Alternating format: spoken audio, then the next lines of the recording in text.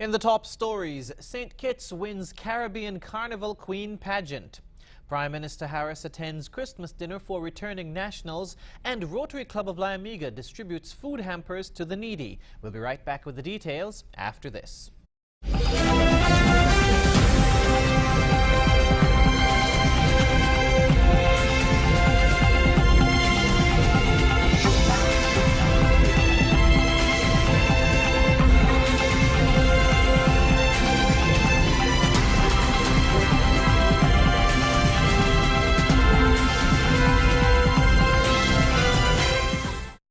Hello and welcome to the ZIZ Channel 5 newscast. I'm Jason Davis. St. Kitts' Kyla Brown has won the first Miss Caribbean Carnival Queen pageant. On Saturday night, Miss Brown beat out 6 other contestants to take the crown with 1,566.8 points, winning Best Ambassadorial Wear, Best Swimwear, and Best Evening Wear along the way.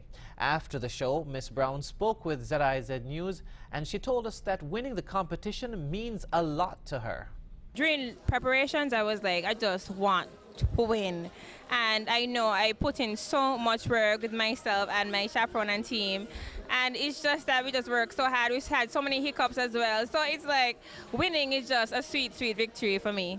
First runner-up went to Jeanne Padmore of Barbados with 1,458.1 points. She also won Best Talent and Miss Photogenic. Miss Nevis Zaria Brown took second runner-up with 1,400 points, winning Best Interview as well.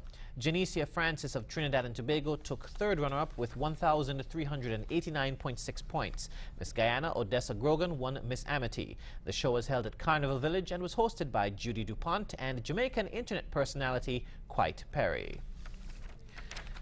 Prime Minister Dr. the Honorable Timothy Harris delivered remarks on Friday night during the annual Christmas dinner and dance of the St. Kitts Nevis Returning Nationals Association at the Ocean Terrace Inn. There, the Prime Minister said that Kittitians and Nevisians who live abroad and returning nationals have a crucial stake in the development of the Federation. He said, quote, "This vested interest runs deep within our hearts, no matter where we live. It's what keeps persons living in the diaspora up to date late at night on Facebook, chatting with loved ones and friends from back home, or looking through photos and posts to see what everyone is up to and get the latest news. It's the deep ties that bind us essentially. It is love of country and of our country folk," end quote. Dr. Harris continued, "As we celebrate Christmas in the presence of our loved ones, I wish for all of us the assurances and expressions of this love. As it is often said, charity begins at home. Welcome home," end quote. Doreen Tyson, the chair of the Social and Entertainment Committee of the St. Kitts Nevis Returning Nationals Association, described the event as really lovely and wonderful, and, quote, "Everyone enjoyed having him there," end quote. The Rotary Club of Layamiga continued its annual Christmas tradition with the distribution of food hampers for the less fortunate on Saturday. Members of the Rotaract Club of Nevis also joined in the distribution event. The hampers included a variety of canned goods, juices, and toiletries. Recipients were also given ready-to-eat snack plates. According to past President Dr. Marcus Natta, the occasional rain showers did not dampen the spirits of the Rotarians, who split into mini convoys and covered the island, delivering much-needed items. The Rotarians also spent time chatting with the grateful recipients, listening to stories of yesteryear and more, and they also sang carols together. The club will close out 2016 with its major fundraiser, the 10th annual New Year's Charity Ball on December 31 at the St. Kitts Marriott Resort from 11:30 p.m. Proceeds from that ball will go towards funding the club's youth and community development projects in 2017. Coming up, we'll have another look at some of the stories from the past week. Stay tuned.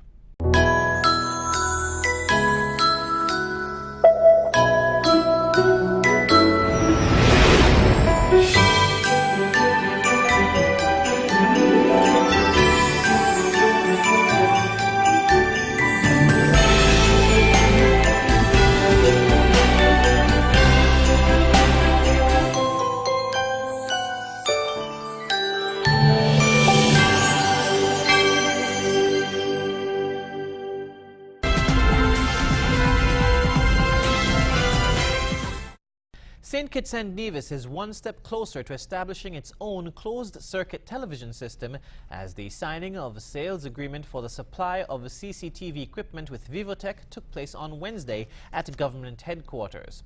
The project is one entered into by the governments of St. Kitts and Nevis and the Republic of China Taiwan to help curb the crime situation in the Federation.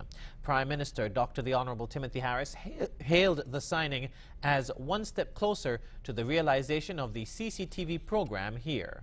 We are happy that the resources have passed, the necessary legalities have been complied with to ensure that we have a framework in which the actions that are to follow would take place. We look forward to this being implemented speedily without delay, because the country really, in a real sense, cannot wait to experience the benefits from this, both its deterrent impact and the investigative impact.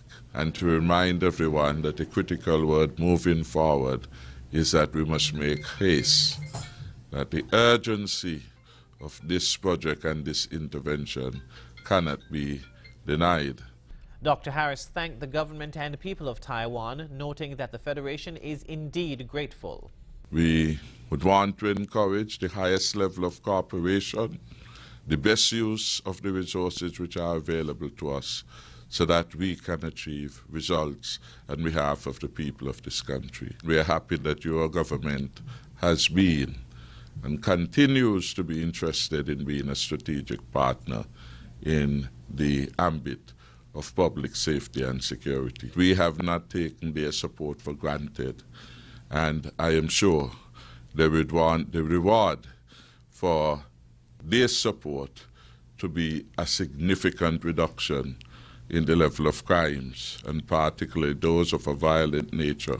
Resident Taiwanese Ambassador His Excellency George Gawei Chu said he was happy to witness the signing and noted that his government remains committed to seeing this project through, as crime fighting is critically important. This is very important to the St. Kitts and Nevis, and my government and commit to continue to support Prime Minister and the Team Unity government for its national security policies. And the Vivotech is actually one of the top 5 leading manufacturer company of the security equipment in the world, and the number 1, the biggest manufacturer of the security equipment in Taiwan. Ambassador Chu said the implementation of the CCTV system is just one part of his government support. He said another part of the project is for Vivotech to assist the government of St. Kitts and Nevis to build up its ability to maintain and operate the system. In February of 2017, 6 persons from the Federation will travel to Taiwan to be trained. When they return, they're expected to impart their knowledge and expertise to others who would be integral in ensuring that the CCTV system is properly managed. Speaker of the National Assembly, the Honorable Michael Perkins, is debunking claims made by opposition Senator the Honorable Nigel Carty that Carty, did not laugh at the Speaker during last Thursday's sitting of the 2017 budget debate in Parliament. Senator Carty was ejected from the Parliament after Speaker Perkins said that Carty laughed at him while he was making a ruling on a point of order, where Senator Carty said that the former Director of Public Prosecutions was dragged out of office. I too have a concern with your usage of the term the dragging of the DPP out of office. Honourable member, I have had enough from you. I'm about to rule on a point of order, and you choose to laugh at the Speaker. That is totally disrespectful. Senator Carty was asked to withdraw immediately from the National Assembly, but further sought to challenge the Speaker, prompting the Speaker to tell him that he would read the other section of the standing order to have him removed if he didn't withdraw. Senator Carty eventually packed up and left, shouting that he didn't laugh at the Speaker, after which Speaker Perkins suspended the House for 5 minutes. Carty was also reported to have spoken with media houses, repeating his position that he didn't laugh at the Speaker, which led the Speaker to refute his claim. Prime Minister Dr. the Honourable Timothy Harris updated the general public on the status of the Sugar Industry Diversification Foundation during the sitting of National Assembly on Tuesday. Dr. Harris noted that there have been a number of issues with the SIDF leading up to the 2015 elections, to which Team Unity spoke to with respect to the establishment and operations of the organization. Prime Minister Harris said that upon taking office in February of 2015, plans were put in place to address these concerns. Priority was given to understanding the workings of this private foundation, which was being put in receipt of quite significant sums of money from the CBI program. A board of councillors was appointed with Dr. Robertine Shadderton as chairperson. Dr. Shadderton, of course, is an extremely well-respected accounting mind throughout the region and beyond. Prime Minister Harris noted that the auditing firm Ernst & Young was retained to conduct a review from 2010 to 2015. He said their reports revealed that understanding the workings of the SIDF was not an easy task. The board has been informed by Ernst & Young, who have been retained to conduct a review from 2010 to 2015, that understanding the workings of the SIDF was not an easy task at all. One cannot help but suggest that the fact that it was set up in the first place as a private foundation and the manner in which it was operated thereafter was specifically designed to make it extremely difficult to follow the flow of funds. Dr. Harris noted that the board was also informed that the SIDF operated for well over 8 years without bylaws and also without any formal internal process for feasibility assessments, return on investment analyses, and risk assessments, despite distributing vast sums of money which belonged to the people of St. Kitts and Nevis.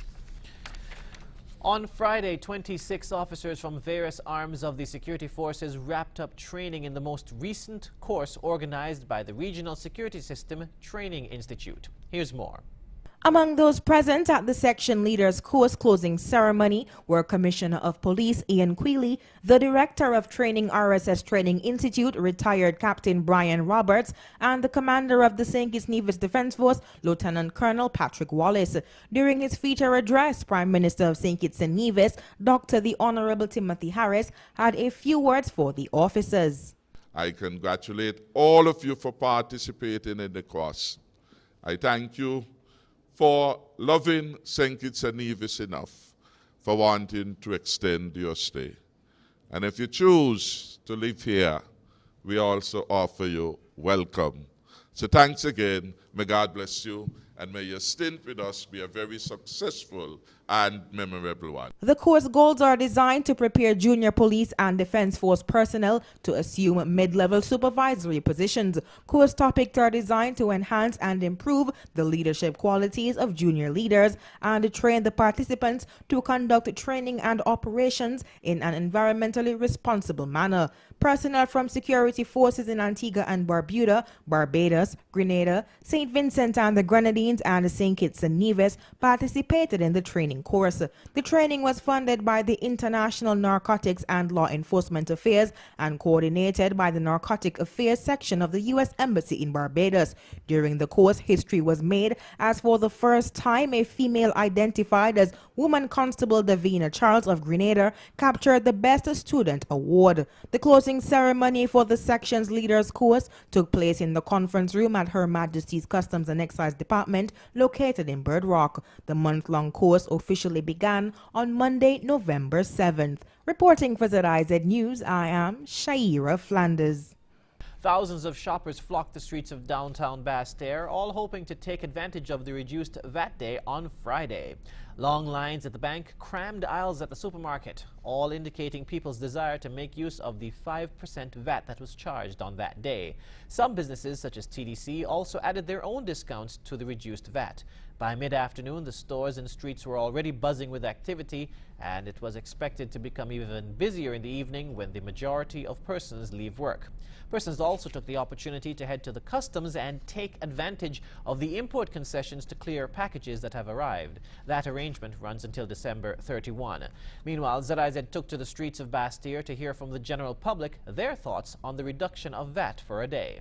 It's a great opportunity for the businessman to get rid of some of the stock for the Christmas and so on, to bring in what's answered. But it's a good idea too. It's a good start. It was pleasantly well done. They should keep it up. Well, anything where people is going to get away from taxes, it will be a good thing for now. But the VAT is a killer. The VAT is what is taking a lot out of people, and the more the VAT can go down, it will be better for all. It was a very good thing. It's a very good thing to have the VAT, and I go to see all the people in around who have some money in their pocket too, especially we have a double pay yesterday. Boy, hey, but me ain't get none. But me still doing me VAT. I'm taking all the advantage of it. So it brings people out to, shop more, spend more, save more. So it's a good thing for everyone, Me personally, I don't have a lot to purchase, but, try here and there. So it's good thing, and I hope people spend and, enjoy the things that they purchase. I think they should take all the money off the VAT, boy, because poor people, they're raising the salary, so I think the VAT should go completely. Take off that, done with that, no VAT at all. God bless Timothy for the poor people. You understand what I'm saying? He didn't have to give it out, He didn't have to give it out. But he gave it out. The money was in there, and he made good use of it to uplift the country. Okay? Don't care who talk about all kind of thing. There's politicians, and we don't know what's going on with the politicians there. But he did good for the poor people. He uplifted the country a lot for the Christmas. Reduced VAT Day is one of the annual concessions arranged by the government for the Christmas season. After the break, a Guyanese toddler is in Cuba for treatment after losing an eye to disease. And Donald Trump says he may not revisit the One China policy. Stay tuned.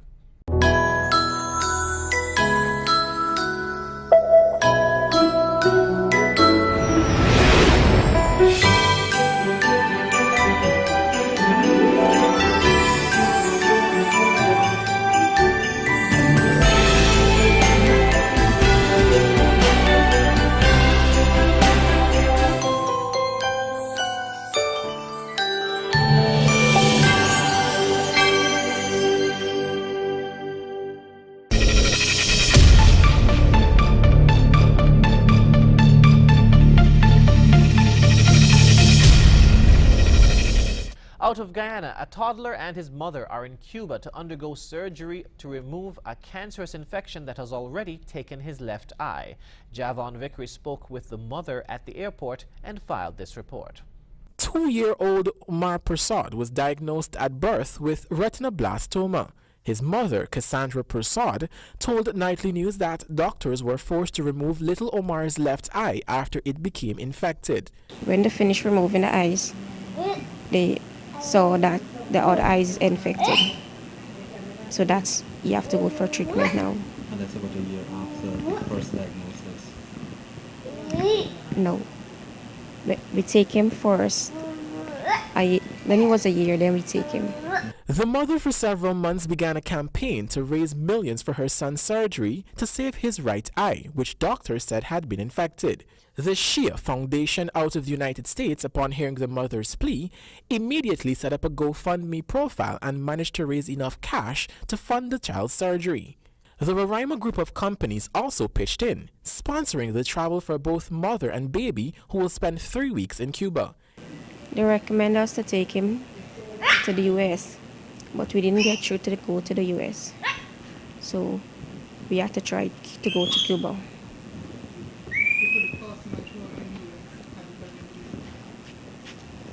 I don't know if it would have cost more. We went into the US to get a visa, but they didn't give us the visa because me and his papers are in there for resident. They say they cannot give us the visa. The Ministry of Health had donated another $1 million to the child's surgery. Ms. Prasad thanked all those who contributed to her son's surgery. Javon Vickery, HGP Nightly News.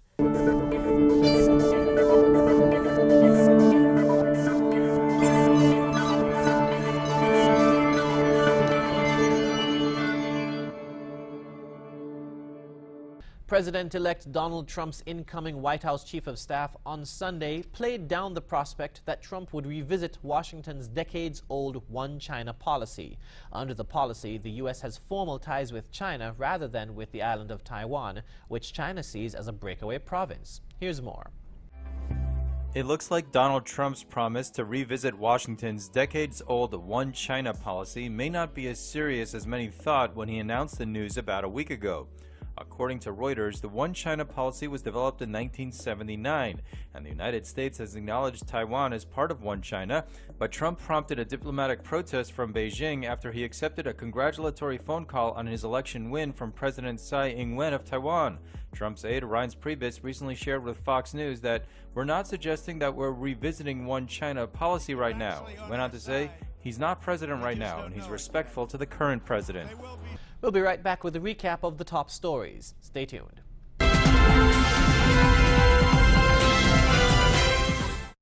Recapping the top stories, St. Kitts wins Caribbean Carnival Queen Pageant. Prime Minister Harris attends Christmas dinner for returning nationals, and Rotary Club of Layamiga distributes food hampers to the needy. And that's it for the ZIZ Channel 5 newscast. Thank you for joining us. I'm Jason Davis.